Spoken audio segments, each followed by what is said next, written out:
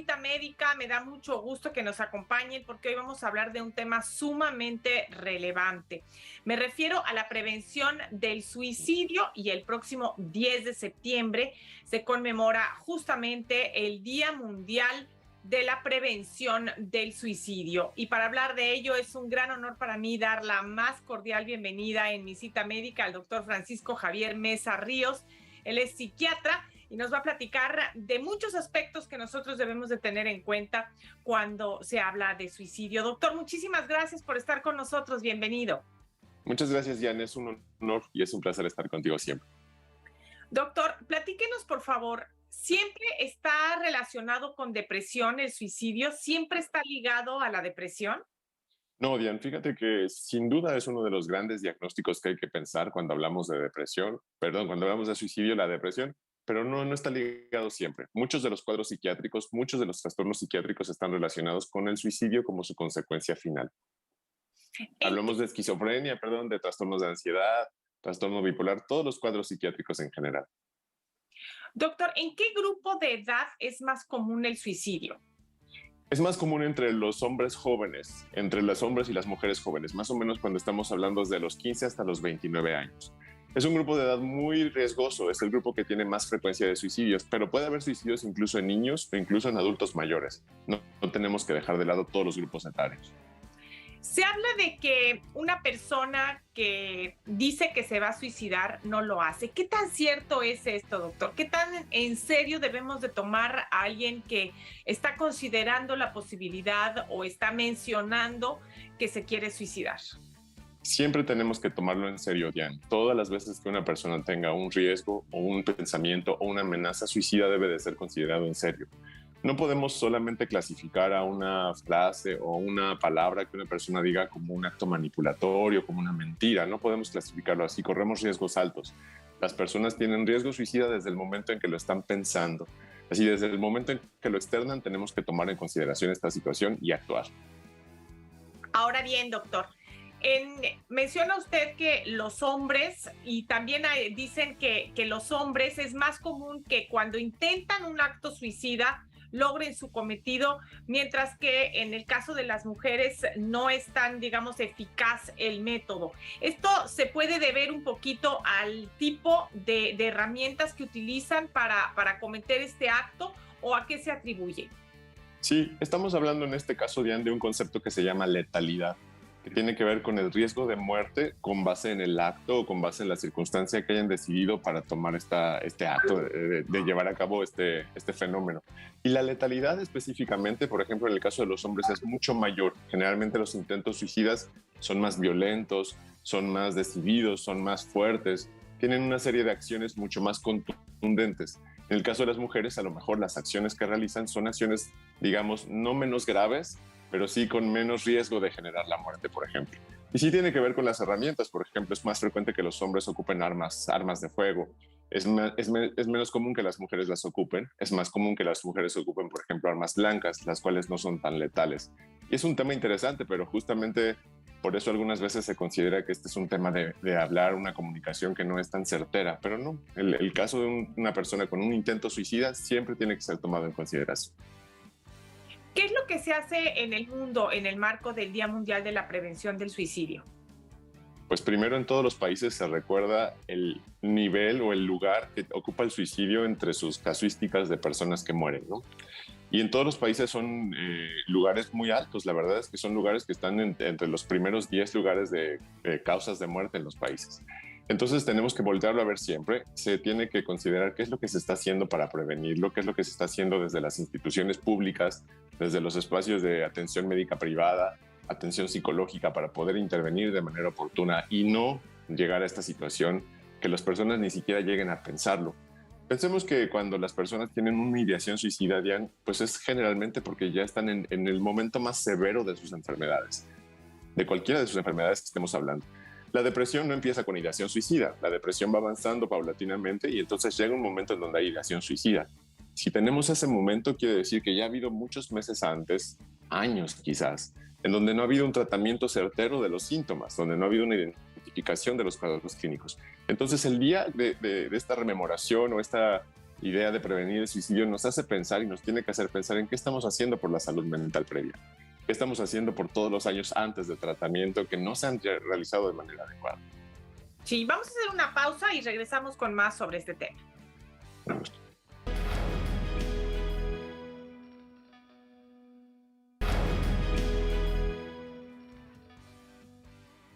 Gracias por seguir con nosotros en Mi Cita Médica. Estamos hablando de la prevención del suicidio y comentábamos fuera del aire con el doctor Francisco Javier Mesa, psiquiatra, que incluso en las redes sociales está prohibido prácticamente el referirse al suicidio. Si uno trata de poner un hashtag, por ejemplo, en TikTok, que diga suicidio o incluso ciertas enfermedades mentales, no lo permite, no se permite poner ese hashtag. Doctor, ¿cómo debemos interpretar esto?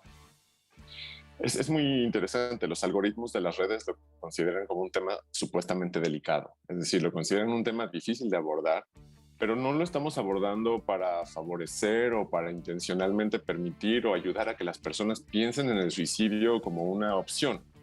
Al contrario, el abordarlo en las redes es para que las personas eviten, busquen atención médica, no lleguen a esta consecuencia, puedan atenderse de manera oportuna. Lo hacemos desde una visión profesional, cuando menos los que lo hacemos desde esta mirada clínica o desde esta mirada preventiva. Pero las redes y los algoritmos los interpretan específicamente como que estamos aumentando o promoviendo en algún momento el riesgo.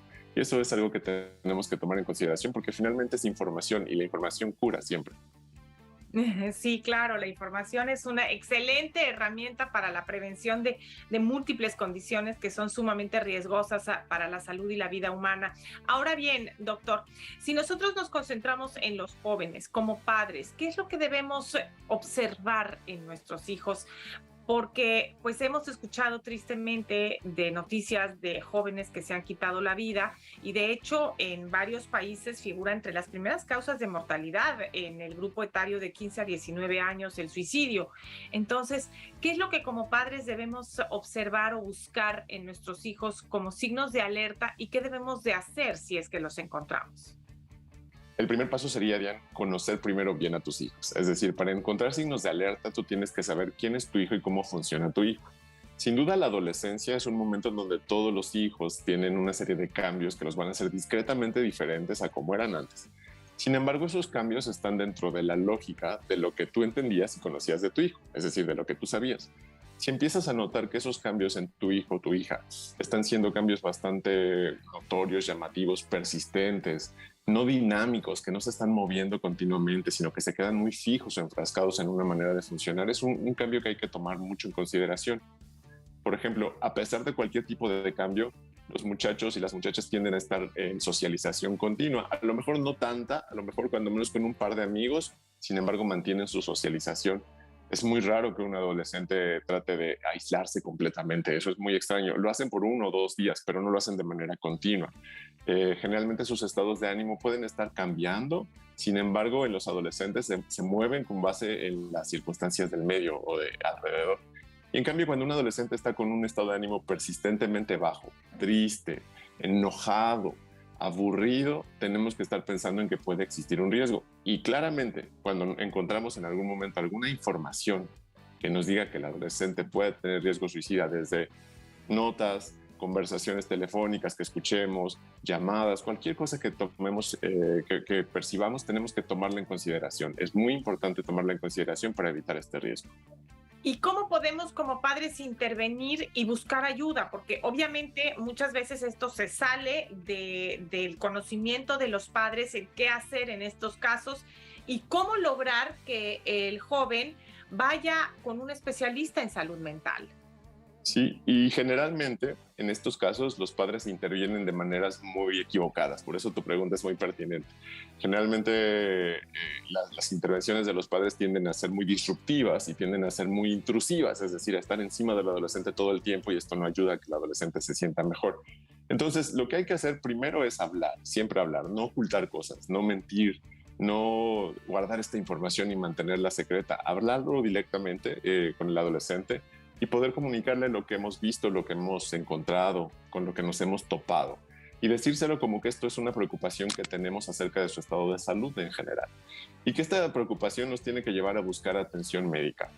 pero tratando de no categorizar esta atención médica como un acto irrespetuoso, porque es muy fácil que le digan a los adolescentes algo como, y por eso te vamos a llevar a un psiquiatra para que entonces vea qué tiene que hacer contigo. Ey, no es un regaño, no es una situación en donde estás culpando al adolescente de algo, es un momento en donde tienes que hablar con el adolescente desde una visión respetuosa, muy validadora de todas sus emociones y donde además vas a buscar la ayuda de alguien y ese alguien tiene que estar visto por el adolescente como alguien de confianza. Claro, vamos a hacer una pausa y continuamos con este tema.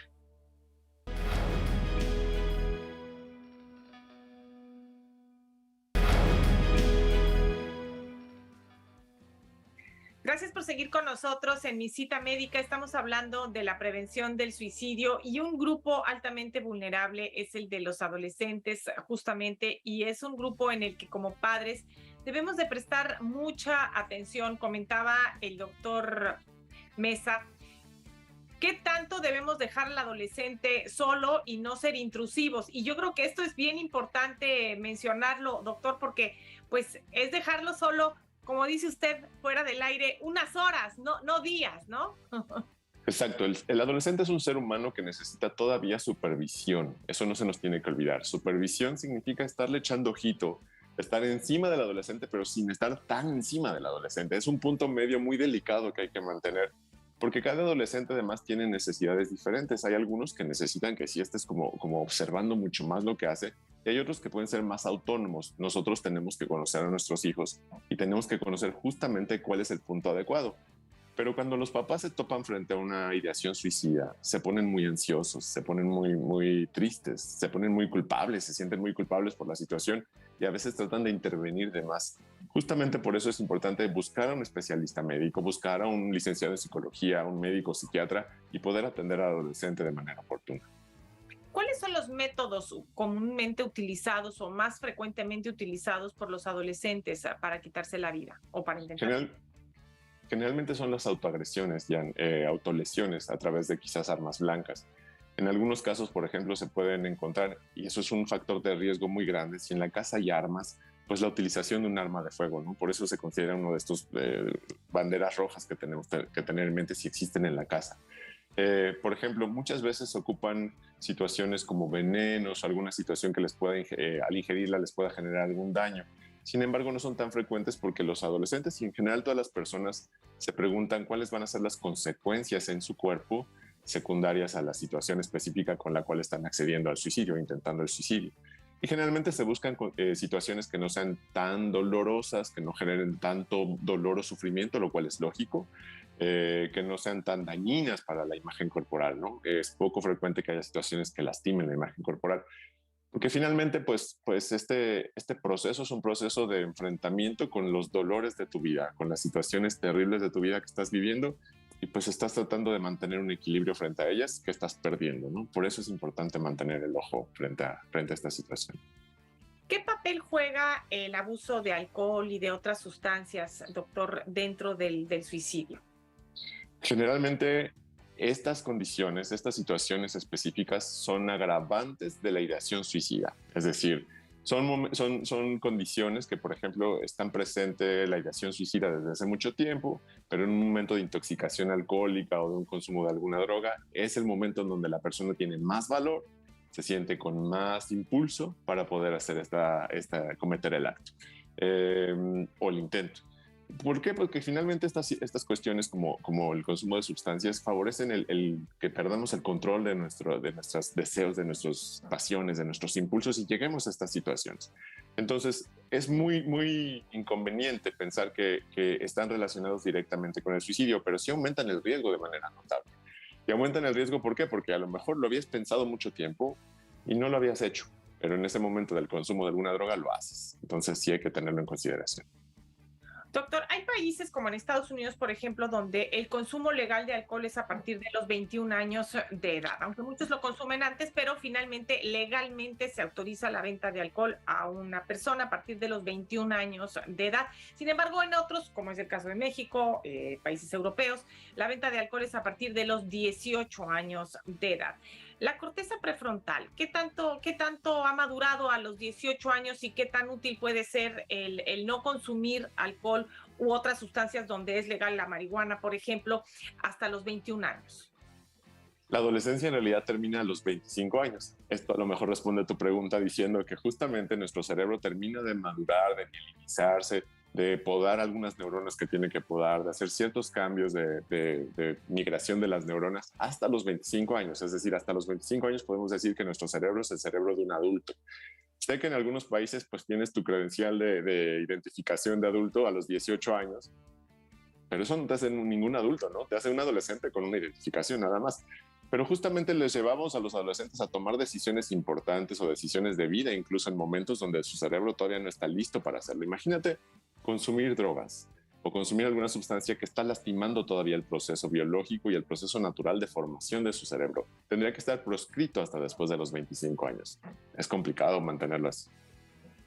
Sí, pero sería lo lógico, ¿no? Que hasta los 25 no estuviera permitido el consumo de alcohol y de otras sustancias, hasta que ya esté madurada esta corteza prefrontal. Explíquenos, por favor, cuál es la función de la corteza prefrontal, por qué es tan importante esta zona del cerebro.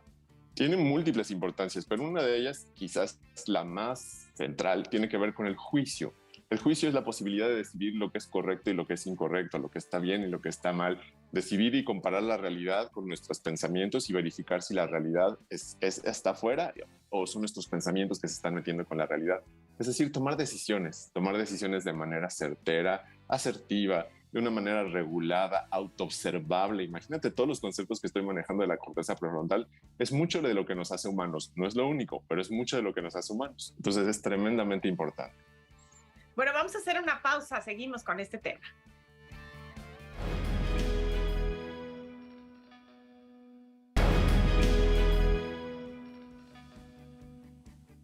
Estamos hablando de la prevención del suicidio. Doctor Francisco Javier Mesa, psiquiatra.